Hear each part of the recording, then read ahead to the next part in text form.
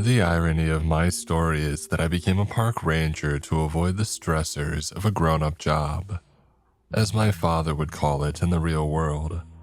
The grind of banal and inconsequential office work, the drab and dreary gray of corporate life, and the dangers of working in a major city. That's the worst part of it all. I got out of the city to get away from danger. After a near run-in with death at the hands of a gunman who had emptied my pockets and left me, thankfully, with my life. Nature to me was supposed to be an escape from all that. But when I took the job in a Midwestern national park, the name of which I won't share with you, I learned very quickly that danger garbs itself in so many different ways. You see, in the city, danger was loud and fierce and immediate. And I'll admit that in those rural crevices of the world far from man and civilization, danger can be much the same. When facing a wild animal, for instance, the fear response is much the same. I didn't go into this link of work with the belief that I would be in a bubble, as life is always a risk in and of itself. Nature would bring a new set of unpredictable risks in the form of wildlife, and I was aware of that. I was prepared for it.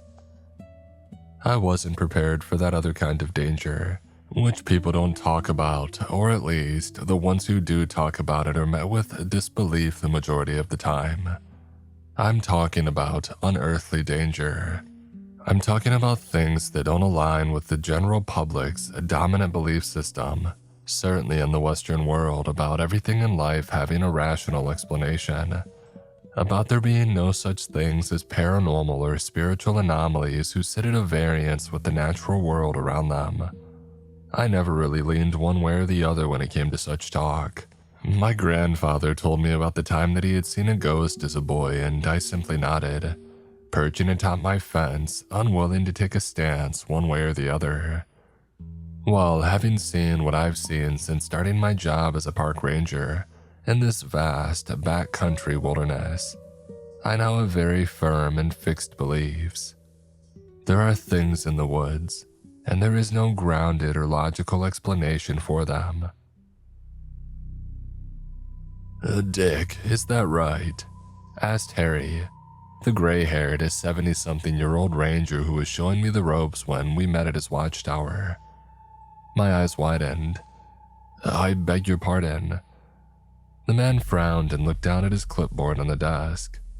"It says here your name's Dick." It was my turn to frown. "Richard, I go by Richard."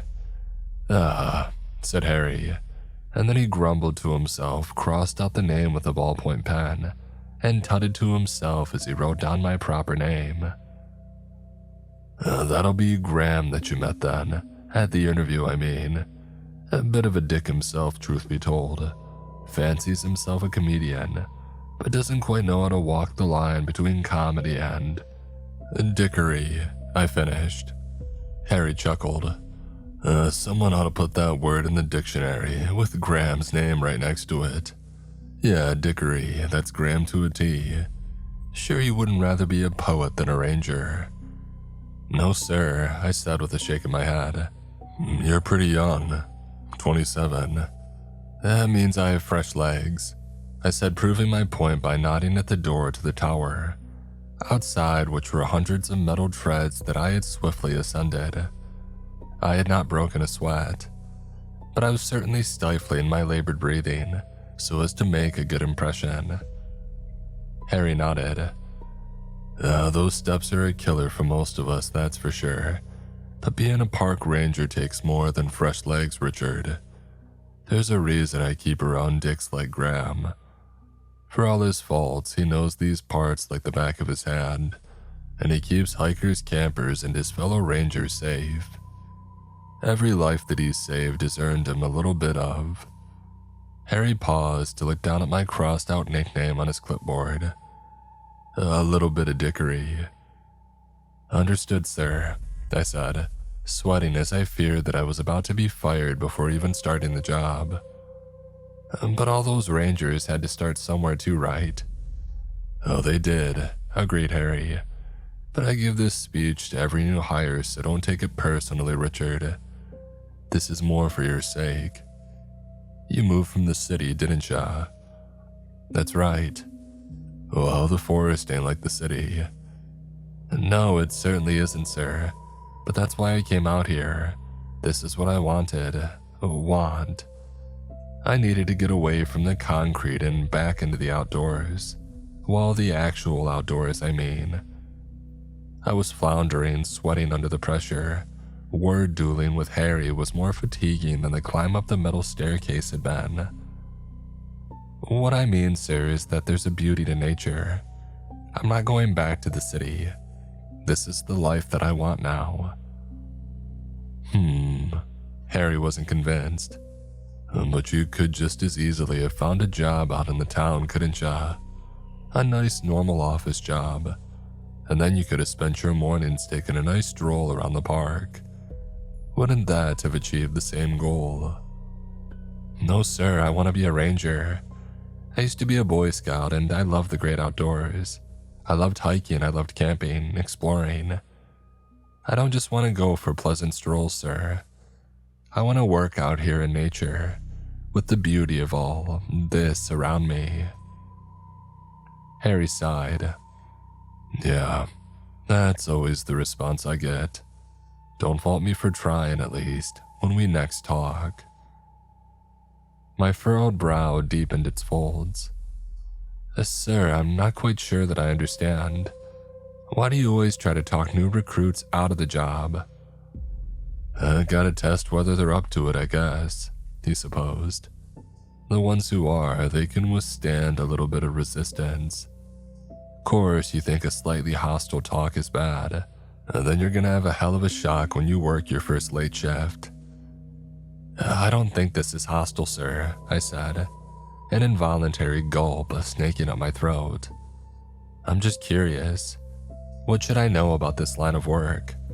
What's gonna shock me about the late shift? I want to be prepared. Ain't a way to prepare for this job, boy, said Harry. Abigail will show you the ropes today and hopefully you'll have a nice, easygoing non-event of a shift. I pray for that, boy. I really do. I hooked my thumbs through my belt purely to keep them steady, hide their jitters from the boss who was judging my every move, gauging my readiness for this job. I'll be fine, sir. I'll learn quickly and I'll keep people safe. And to make it all better, I won't cause you any grief like Graham. Harry didn't laugh this time. He was wholly solemn and sincere by this point, as he nodded at the door and gave me a final piece of advice. Head on down to see her at the station now. She'll be waiting for ya. One last warning, which I'm sure that Abigail will give ya, but I want to lodge it in your head first.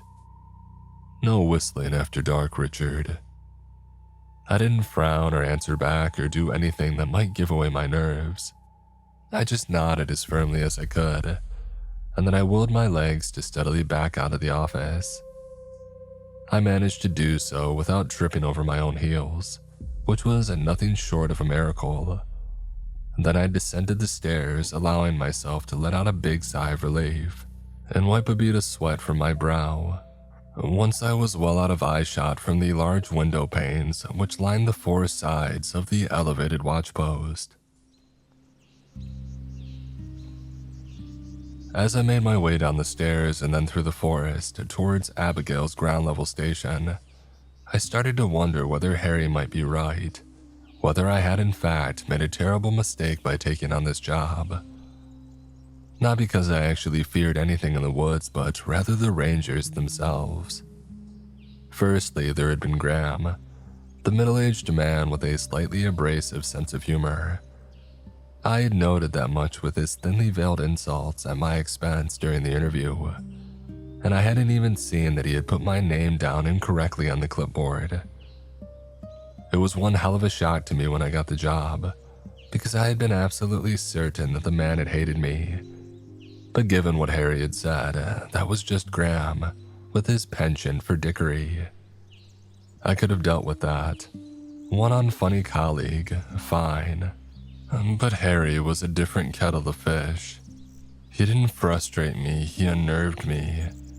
He hadn't said a single thing about what I should fear about the forest, other than what I might infer from that crumb of guidance about not whistling after dark. It was more about what he didn't say, or should say, what his eyes said.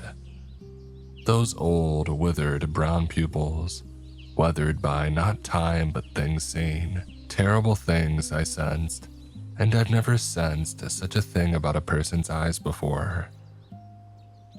There we go, I thought with a sigh. Abigail's log cabin post coming into view. You've been a ranger for 5 minutes and you're already entertaining superstitious thinking about men whose eyes tell ghost stories. You could walk away right now, Richard. You could find a better job in the town like Harry suggested. You would still be in the sticks and you would still be surrounded by nature, able to go on pleasant country walks whenever you wish so. You would still be in a far better position than you were in the city. That would surely be enough. But it wouldn't. I knew that. I wasn't going back to the corporate grind, even at some small-town marketing firm, which was about all I would have been qualified to do in the area, save for jobs at local diners or retail stores perhaps. None of that interested me, however. The woods did.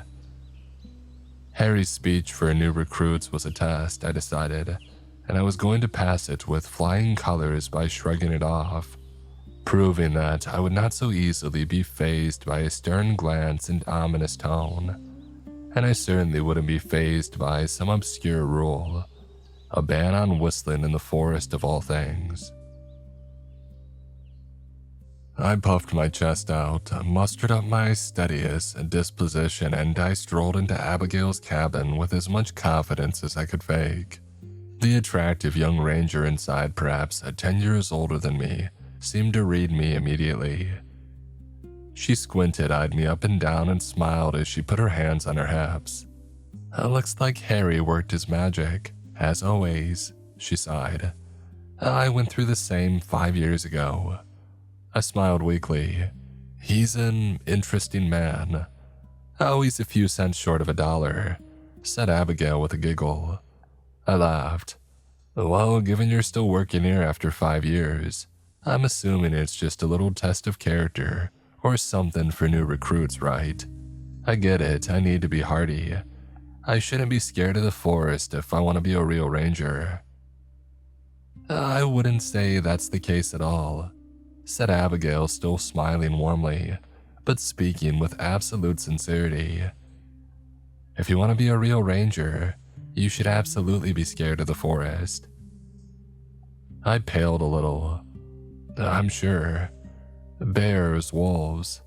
Oh, sure, she replied, but there are more than animals in these parts. People, I said. Right, that makes sense. Oh yes, we've run into a fair few problems there over the years. But there's something else, Richard. I won't skirt around it because it seems like Harry did, and that just isn't fair to you. There's something in these woods that, well, after 5 years, I still don't know how to explain. Harry told you about our rule, didn't he? Well, we've got plenty of rules as rangers, of course. I'm sure that you read the contract. But I'm talking about that one rule in particular, which probably stood out to you. I nodded. No whistling after dark. No whistling after dark, Abigail repeated. If you whistle, it'll hear you and it'll come running. What will? I asked. People have lots of different stories about it, she answered cryptically. Some of them would make you laugh, I'm sure. Most of them you probably heard at one point or another. All wrong, all of them, every last one. But not wholly wrong. I guess there's a grain of truth in every folk story. And just because everybody gets it wrong doesn't mean there's no such thing as. She paused, seemed to choose a word in her mind, and then rethought and picked a better one, or one that would perhaps not draw a laugh out of me. Evil. Evil, I repeated with a raised brow. Evil, she asserted. It's evil, whatever it is, and it'll come if you whistle. I don't know whether it's an animal or... No, that's a lie, I do know. It's nothing of this world, Richard. It just isn't. I've seen it about a dozen times in my stint as a ranger, and I was in denial at first, but I'm not anymore. The things that I've seen it do, and the things that I've heard and thought and felt just don't make sense. Describe it to me, I said, not as a barked order but with gingerness and curiosity, as I didn't want to be rude to my new coworker, no matter how delusional she seemed. People talk about seeing strange bears and Sasquatches in these parts, Abigail said with a sigh. I think they've all seen this thing instead. It ain't a bear and it ain't Bigfoot. It looks like it has a form, a body, hair, and animal-like claws and paws. At first, it looks like something that might, in the right light, make sense. But that's because it always comes out at night, when it's cloaked by the dark. That's how it tricks you, see. You tell yourself, I don't know what I saw, but it had to have been an animal. It had to have been. And it goes about, anonymous and undetected by the world at large, wreaking hell wherever it goes. And it is a creature of hell. It ain't a peaceful thing, make no mistake, Richard. I'm only alive because I've had someone to guide me in those early days, and I put his lessons to practice when I eventually faced the thing for myself. Now I'm gonna pass those lessons on to you. Did you whistle? I asked. Is that why I came for you? She frowned. You think I'd be stupid enough to break that rule once, let alone 12 times? I shrugged. You might have been curious the first time. She nodded. I was, but I didn't want to get on Graham's bad side. Of course it was Graham who had trained her and saved her skin, I thought, resisting the urge to roll my eyes, and that's how he earns his dickery credits from Harry, by saving rangers and using that as a shield for his future transgressions. So if you didn't whistle and the thing didn't hear you, I started. Abigail shook her head. That rule ain't some magic pass to safety, Richard. It's kind of like telling campers not to leave food out in the open. It's a good rule to follow as it stops bears or other wildlife from being attracted to their campsites, but it doesn't mean those campers aren't gonna run into bears at all. You get my drift? Sure, I said. She sighed. Oh, you don't yet, Richard, but you will. And I'm guessing you still want this job, given your peppy attitude. I do. Well, don't say I didn't warn ya. People go missing in these parts, and the rook's nearly always to blame. The sun set quickly, and maybe it had set just as quickly when I had been in the city the night before, but I certainly hadn't noticed. The light pollution might have been to blame for them, or perhaps the high-rises were to blame, and the stacks of glass and steel piled up to the heavens, blotting out all, of course. I never really looked up, and that might also have been the problem. Everyone kept their eyes to the ground in that urban sprawl, so even if I got out of the office before sunset, which was a rarity in the wintertime anyway, or I ventured out and about in the city at the weekend during my time off, I wouldn't really watch the sun glide across the horizon. This was something that I hadn't really witnessed since I was a boy, and it was beautiful. I bet you never get sick of this view, I told Abigail as we did the rounds, watching the sky turn orange through openings between patches of leaf canopy overhead. She shrugged. I rolled my eyes. I guess I'll be the same in a year or so, taking nature for granted. Oh, it's not that, Richard. The park is beautiful, the sunset's beautiful. All of it is beautiful. But I just prefer the day shift. It's hard to appreciate a sunset, no matter how gorgeous the shade of sky, when you know what comes next.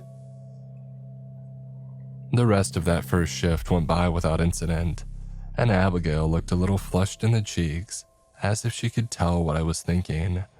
that this park ranger and all of the park rangers must have lost their marbles if they were true believers of a ghost story about some Sasquatch-like entity in the forest. And truthfully, that was exactly what I was thinking. But I offered her a kind smile to let her know that I was friendly, to let her know that I wasn't going to engage in any dickery like Graham. I would respect her beliefs. And this was how our joint shifts went for many weeks, day in and day out, the same routine. Abigail showed me the ropes, and nightfall came, my shift ended, and there was nothing to report. I ran into my first black bear at the end of the first month, which was terrifying, but I was far enough away that it had passed me by, on the trail of some better meal, or on its merry way back to its habitat perhaps. It was after 2 months that it first happened, something strange I mean. Not necessarily frightening, but definitely strange. I came across a tree on a trail with a puddle of dry blood at its base, and the bark was covered in scratch marks all the way up to the branches, but not a small spattering of scratch marks.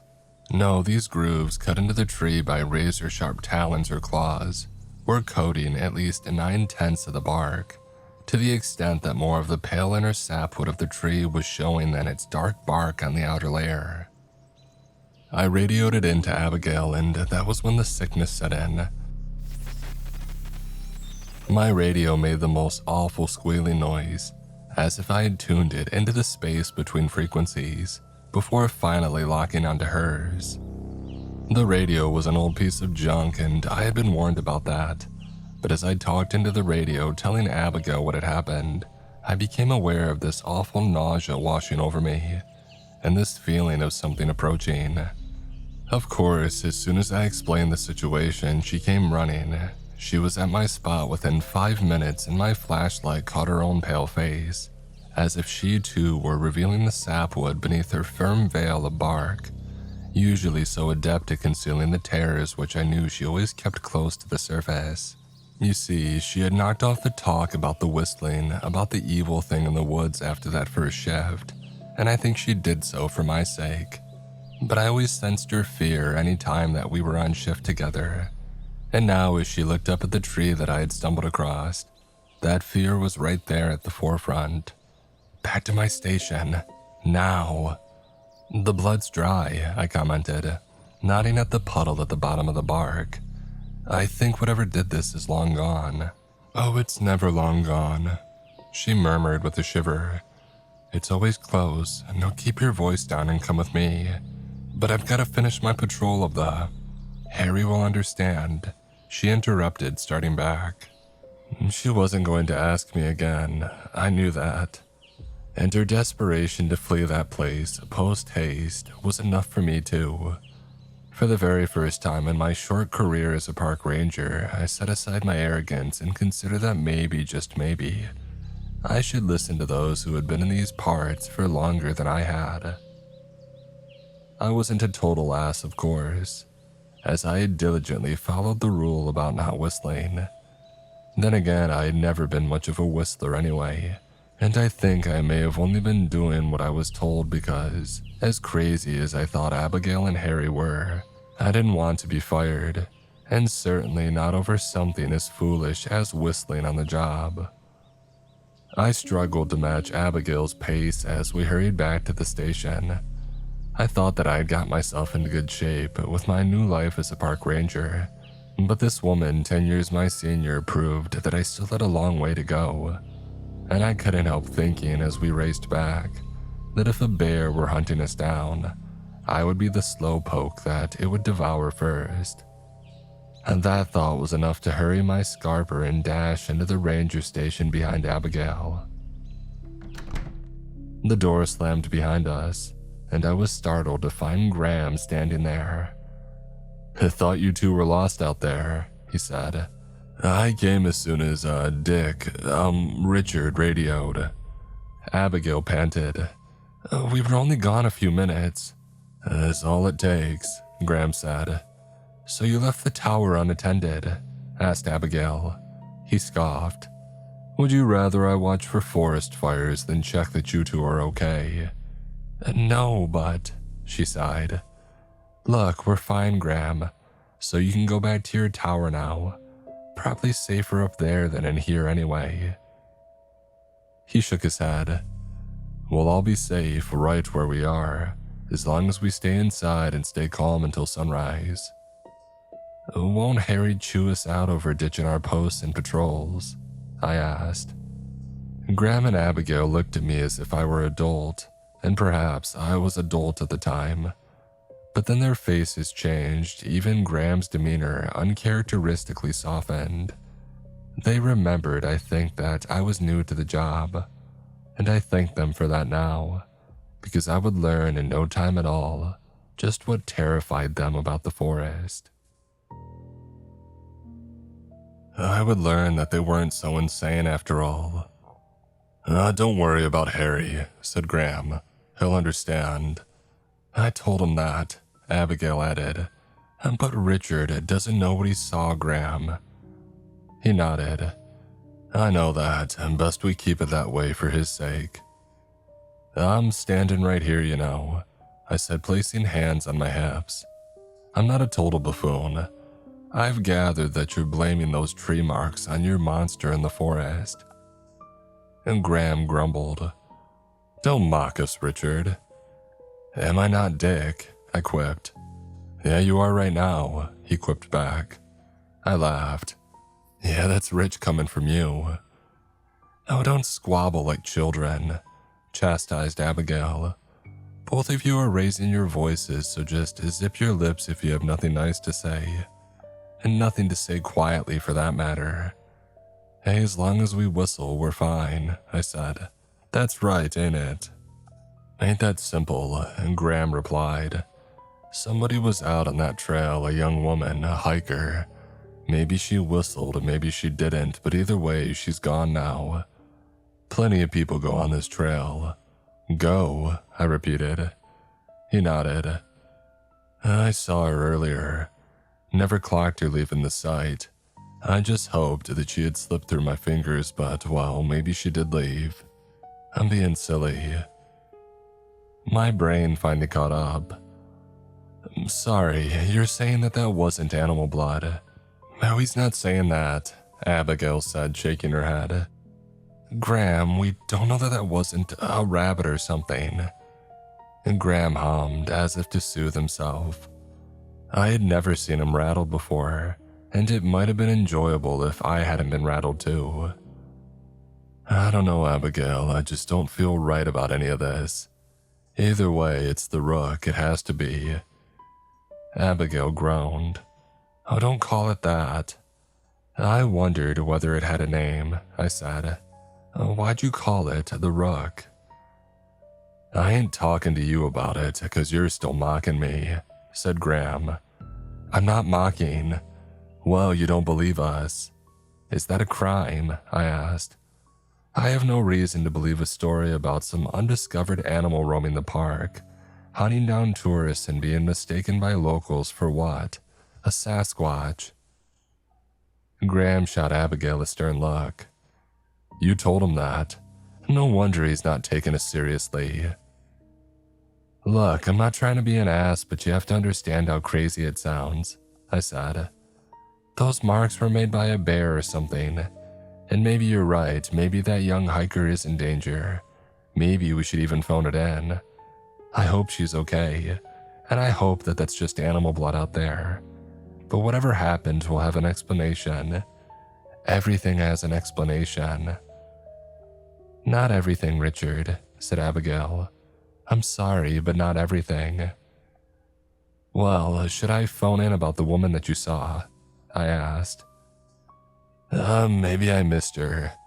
Graham whispered, eyes becoming despondent. Maybe she left the trail back to the car park and I just didn't see. It was a long walk back to the tower, you know. She might have left before I got back up there. And I can't see the parking lot even from up there, so maybe her car is gone. Maybe if we go there and look, her car will be gone. We're not going there and looking, said Abigail. We're staying inside where it's safe. As the two park rangers bickered, I wandered over the front window looking out at the surrounding trees, shawled in night. I don't know whether I was drawn there to get away from the racket of my two arguing colleagues or to answer the beckon of the raised hairs on my skin. I told myself at the time that the fear only kicked in once I got to the window.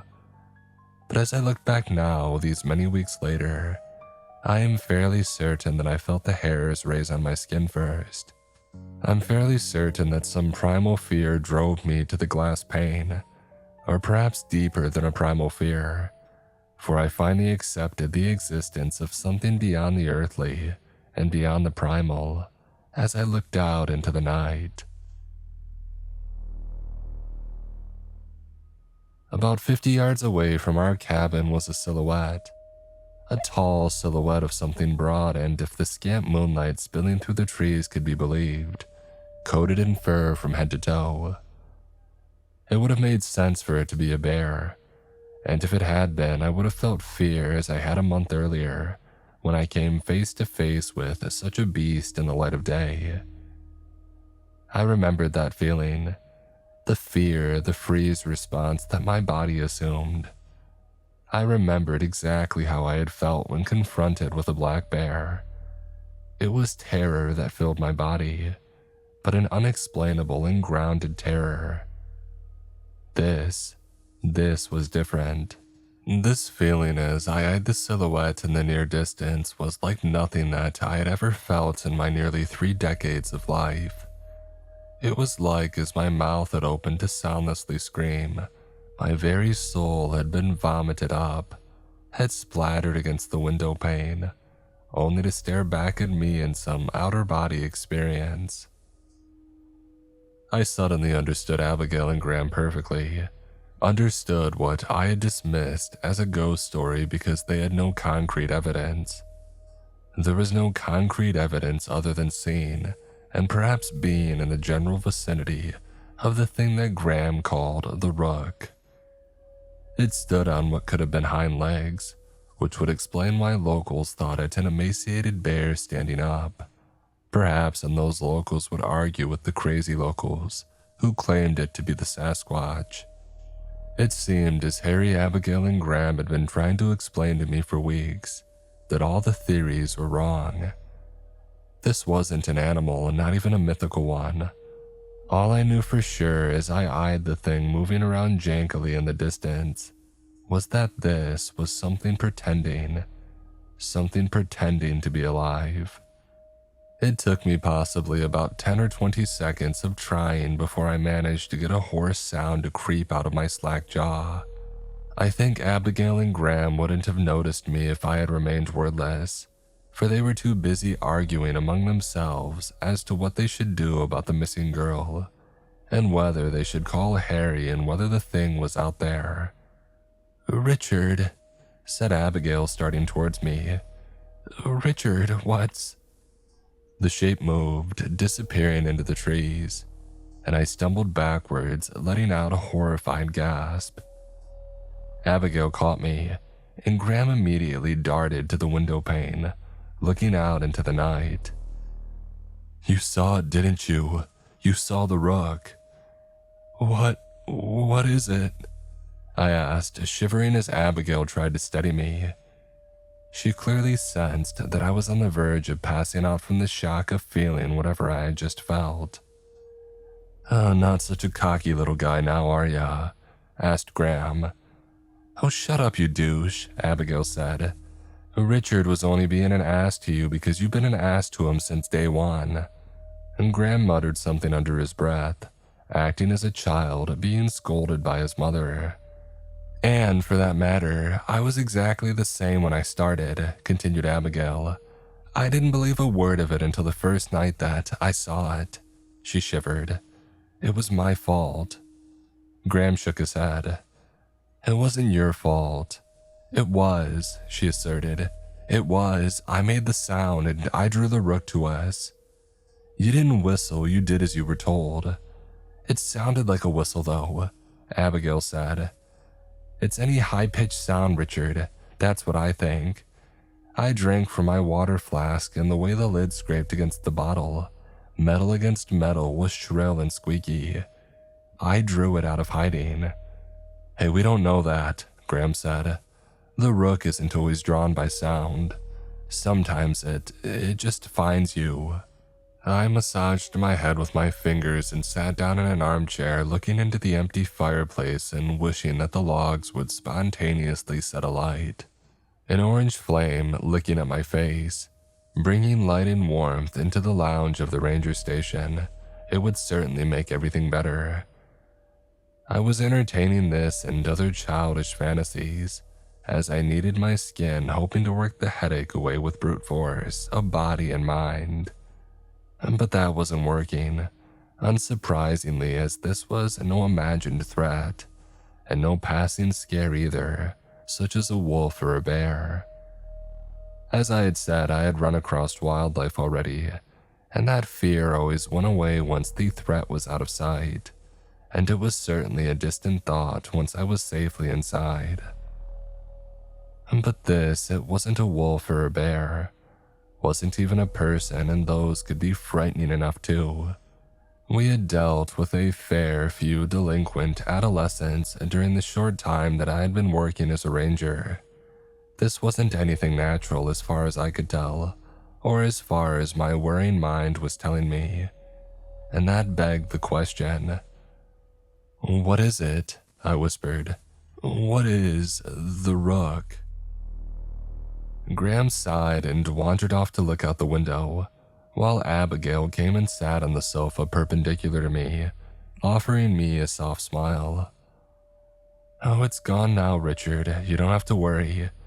We'll just wait here the rest of the evening and it'll be okay." She didn't sound so sure. And besides, she had avoided my question. "What is the rook, Abigail?" I asked, trying to steady my voice so as to convince her that I could be trusted with the truth, that I wouldn't entirely break apart upon learning one more horror on top of the one already bubbling in my brain. The feeling that I had looked upon something which to my mind's eye shouldn't exist. I had known that much just by staring at the shadow.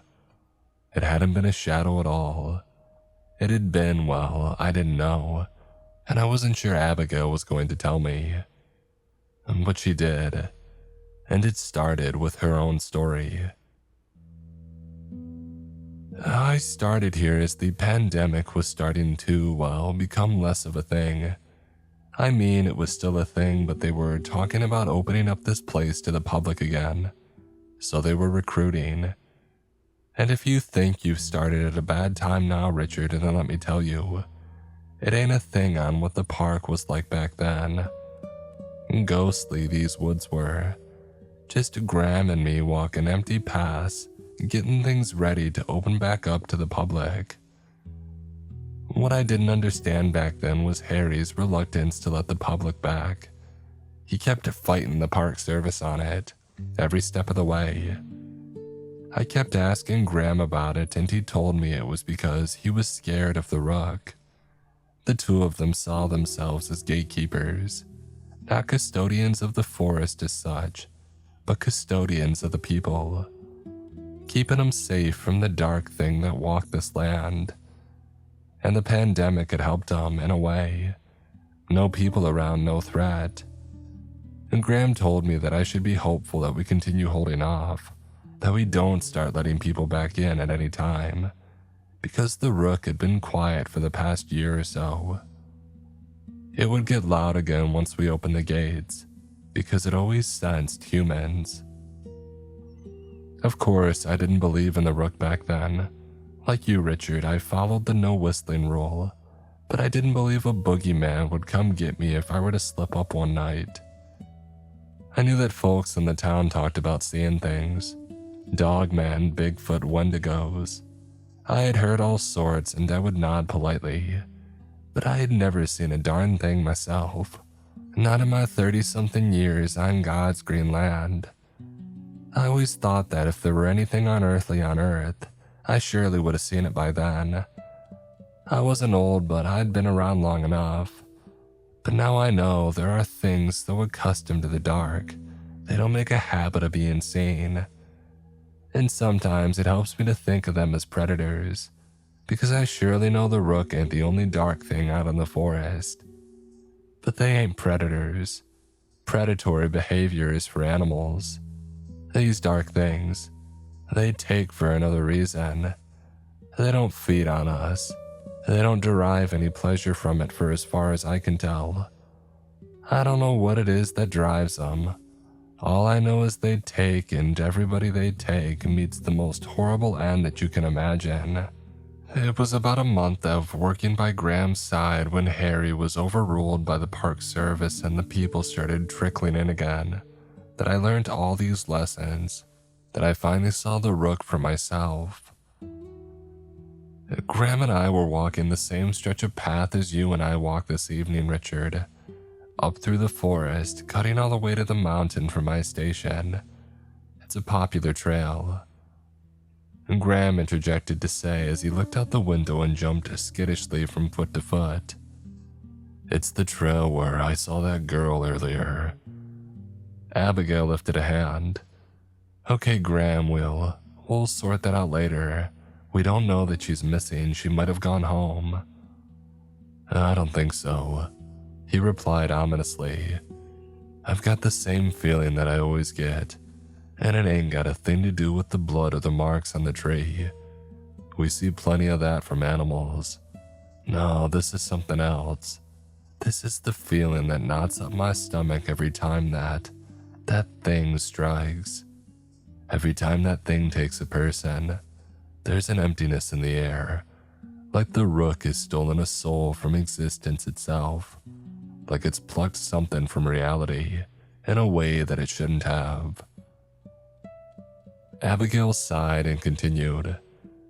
Anyway, Richard, where was I? The trail, I said, hardly wanting her to continue.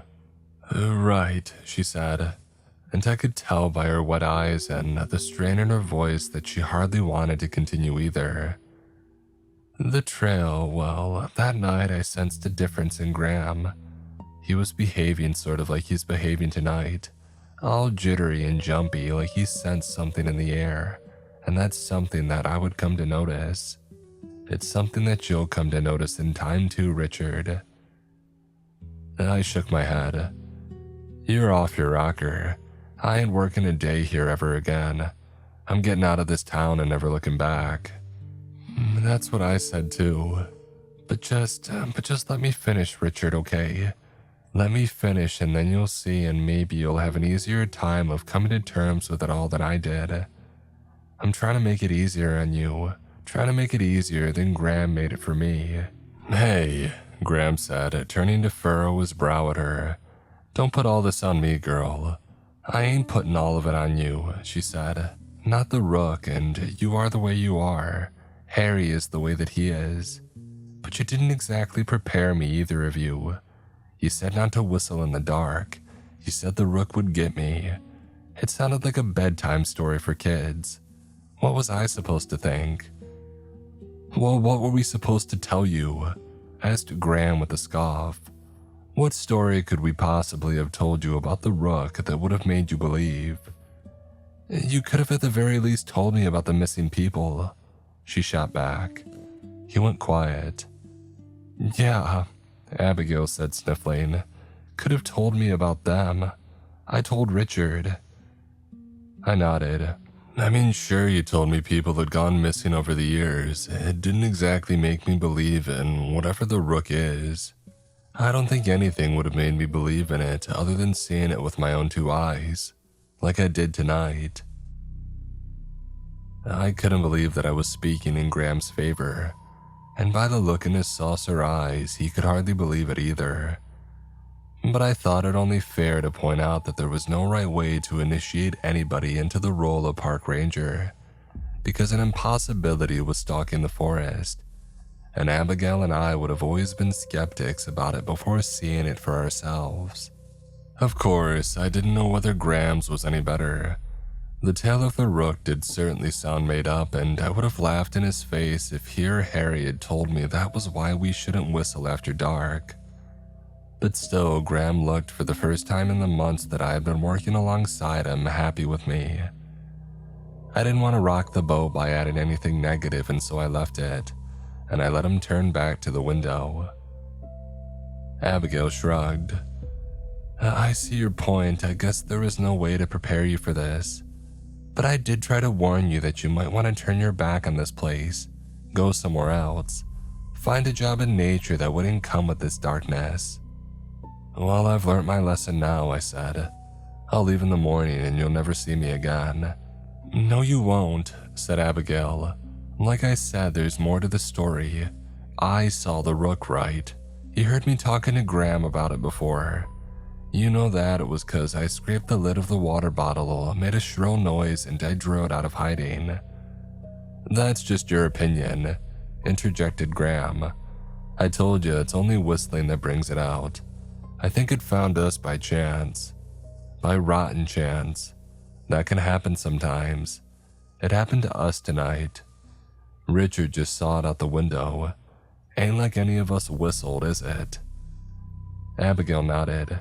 You've never understood this, Graham, but I felt something change in me when I made that noise. Like the shrillness of the sound of the scraping lid. It went right through my very core, like it tethered me to something. Graham snorted. Tethered? Yeah, tethered, Abigail insisted. And then the rook appeared and, well, you saved me, Graham. You saved the pair of us by getting us up to the watchtower. It was terrifying, Richard. We made our way up the metal treads, spiraling around the tower, and when I looked down, I saw it. That silhouette that you saw. I saw it gushing up and around the stairwell, pursuing us and gaining on us. I thought it would have us, but then, about 50 feet up, it just stopped. It never climbs up all the way, Graham said. In all my years, I've always found that the best way to escape it, if you really find yourself stuck, is to get up high. I don't know whether it's scared or what. I think it's what happens once it goes past the top of the tree line, past the canopy of leaves that make up the roof of the forest. I think it's trapped here, and that's a good thing. Means that we can always get away from it if we get out of the forest, you know. It's why we're not safe in this station right now. I think we ought to make a run for the tower. Harry will be up there. He'll probably be expecting us if he's sensed the rook too, and I'd wager that he has.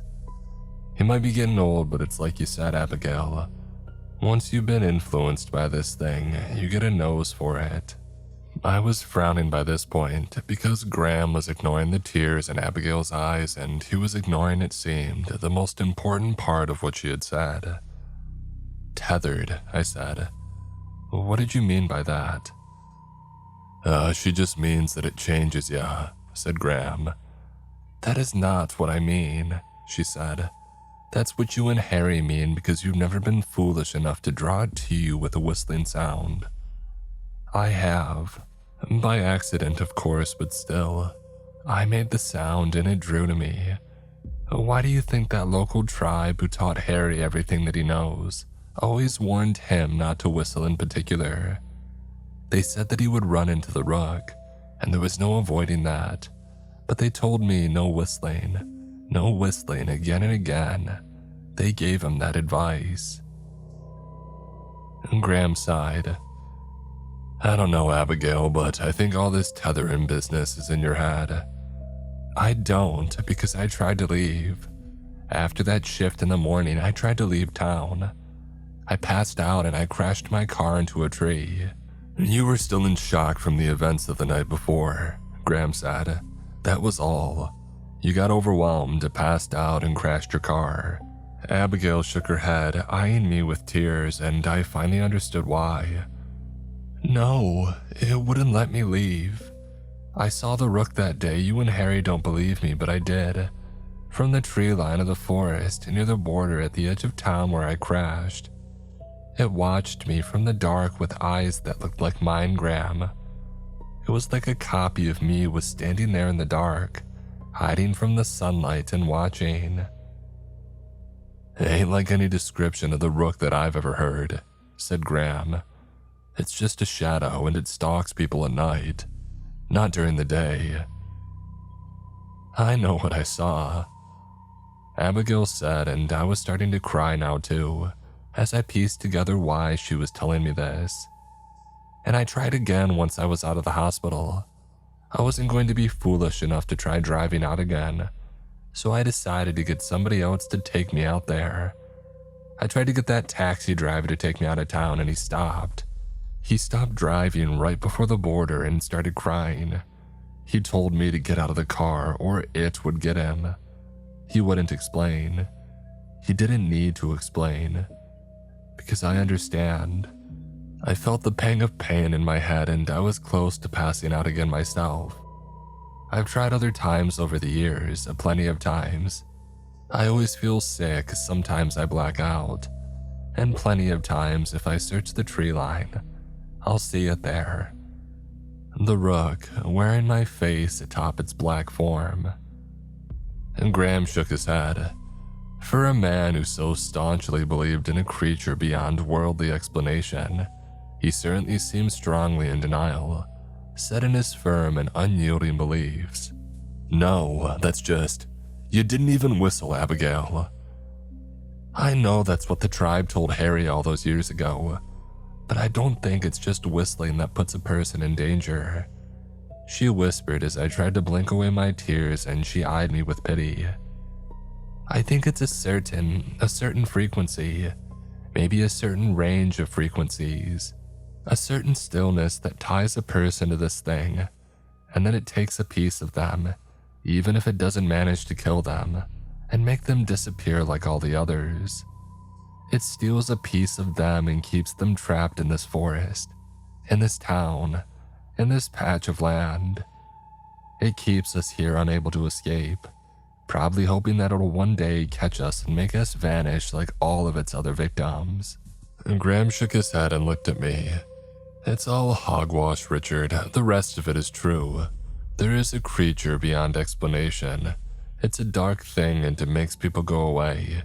That much is true, but everything else is just nonsense. Then why haven't you or Harry ever tried? Asked Abigail. Why haven't either of you ever tried to drive me out of town? Graham's eyes were tearing up a little themselves. There was that denial again. Oh, because we'd be indulging because. It's okay. It's okay, Graham. You don't have to pretend. Because Richard knows too now, don't you? I nodded. Graham frowned.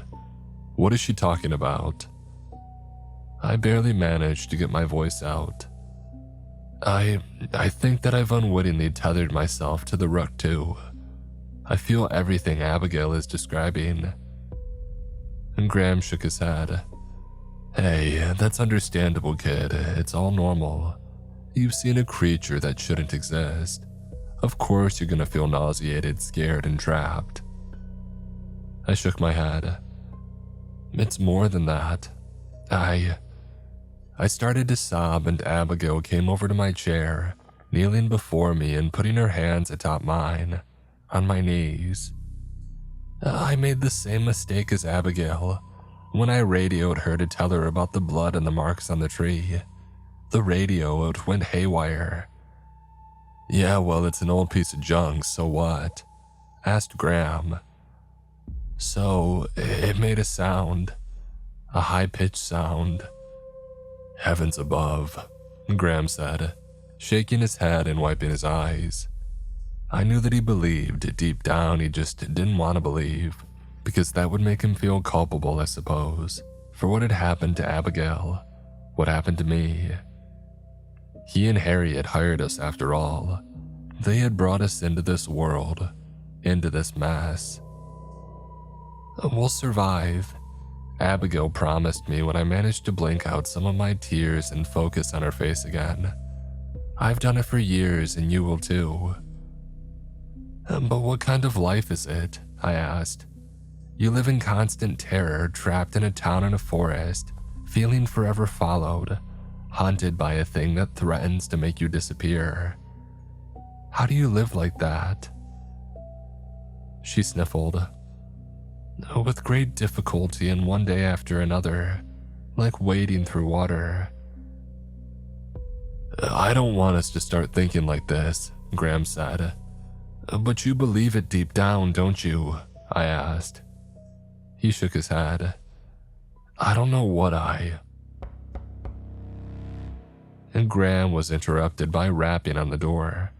3 knocks evenly spaced out, as if there were one for each of us. We all turned slowly to the wooden front door, illuminated by the sickly orange glow of the old light bulb swinging from the ceiling overhead. I don't know how long we waited there with bated breath before Abigail finally said something. "Who's there?" she called out timidly. There came no reply. I don't know whether that was better or worse. I had expected some inhuman growl, perhaps, or the shrill sound of whistling. I thought that silence was a blessing in that way, but it wasn't. It only left me with more terrifying unknowns to unpack. And I assumed as I sat there in the armchair, Abigail's hand still atop mine as she knelt on the floor before me, that all 3 of us were in agreement. Everybody must remain still, and nobody must do a thing. Graham didn't seem to be on the same page. The older man began walking across the station, floorboards creaking under his thick boots as he went. "Don't do it," I begged. "Don't do it, Graham." But his mind was made up. He wrapped his fingers around the handle, flicked off the lock, and pulled the door inward.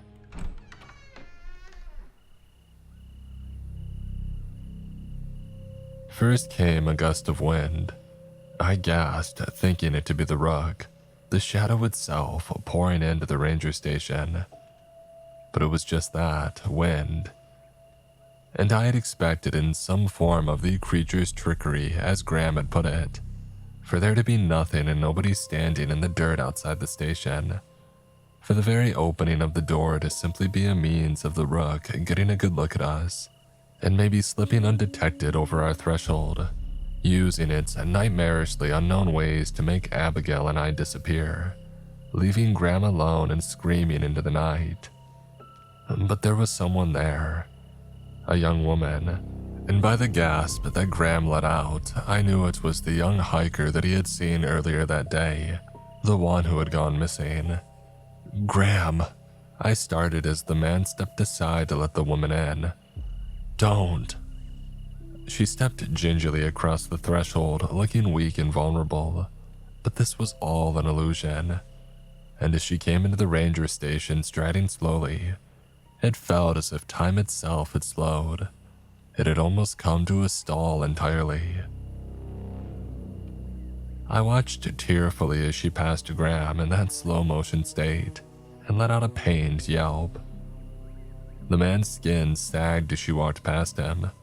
It sagged like a wilting flower and then began to come off his bones in flakes.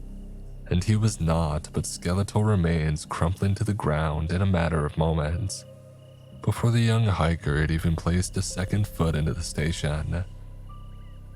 And when those bones hit the ground, they became ash, before being swept up with the wind and carried out the front door, disappearing with all the others who had been lost to the woods over the years. I leapt to my feet, dragging Abigail up with me, and the 2 of us ran, screaming as we went, but as fast as we moved. It all felt unthinkably slow. Time still felt blurred. It took what felt like an eternity to reach the back door leading out of the station, but when we did, crossing the threshold back into the forest, the cold air of the forest and sound of wildlife greeted us. Time seemed to steady itself, and all seemed ordinary outside. I had expected the soundless of wild animals cowering in fear from the rook, but maybe they were at peace with it, this thing stealing people away from the world. Abigail slammed the back door behind us, hyperventilating. What? She didn't manage any more than that word repeated. "Come on, the watchtower." She didn't respond with words or her eyes. She was far away in spirit, and I realized that was what she needed to do to survive in that moment. All I wanted from her was for her to move her feet, and I was thankful when she did, letting me lead her through the park, between the trees and along trails, and towards Harry's watchtower in the near distance. We ran for a mile, maybe more, before the steel monolith came into view. I didn't look over my shoulder, not because I was afraid of slowing down, but because I was afraid that I would turn to find the rook not behind us at all. I had this horrible feeling, call it that tether that Abigail had talked about, binding us to the rook and perhaps revealing to us as well as to it how far away we were from the thing at any one time. I had this feeling anyway that the creature was not behind us, but perhaps alongside us or in front. I had a feeling that it did not bend to the laws of nature as we did, because it did not abide by the world and its rules.